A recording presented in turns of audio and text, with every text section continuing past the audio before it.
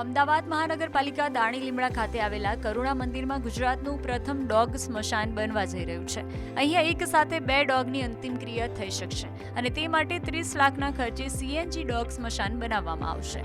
શહેરમાં મૃત્યુ પામતા શ્વાનને સ્મશાન ખાતે લાવી તેની અંતિમ ક્રિયા કરવામાં આવશે। સાથે જ શ્વાન પાલકો પણ તેમના ડોગ કે કેટના અંતિમ સંસ્કાર માટે આ સ્મશાનનો ઉપયોગ કરી શકશે। એટલું જ નહીં, પણ જે લોકો પોતાના શ્વાનના અંતિમ સંસ્કાર કરવા માંગતા હશે તેના માટે ડેડ બોડી વાનની પણ વ્યવસ્થા કરવાનું વિચારવામાં આવી રહ્યું છે।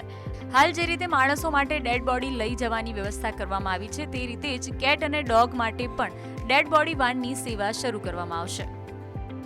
પાલતુ પ્રાણી જ્યારે કોઈ પણ મરણ પામે તેવા સંજોગોમાં એના માલિક દ્વારા કોઈ બરિયલ પદ્ધતિથી અથવા કોઈ ખાનગી વ્યક્તિનો સંપર્ક કરી અને આ નિકાલ માટેની વ્યવસ્થા કરવામાં આવતી હતી। તદુપરાંત જો મ્યુનિસિપલ કોર્પોરેશનની 155-303 હેલ્પલાઇન પર આની ફરિયાદ કરવામાં આવે તો મ્યુનિસિપલ કોર્પોરેશનની એનિમલ ડેડ બોડી વાન લાવી અને કાર્કસ ડેપો ખાતે એનો નિકાલની વ્યવસ્થા હતી। આ એક ઓર્ગેનાઇઝ પદ્ધતિ અને પેટ ઓનર્સ માટેની એક સારી સુવિધા ઉપલબ્ધ કરાવવાનું આ મ્યુનિસિપલ કોર્પોરેશનનો ઉદ્દેશ છે।